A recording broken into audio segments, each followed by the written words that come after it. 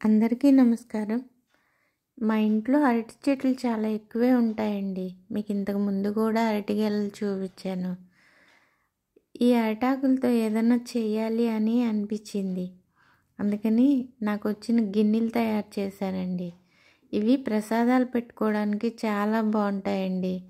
మనం ఇలాగే కాకుండా వీటిల్లో ఇడ్లీలు కూడా వేసుకోవచ్చు. ఇవి నేనైతే చిన్న గిన్నెలు తయారు చేశాను.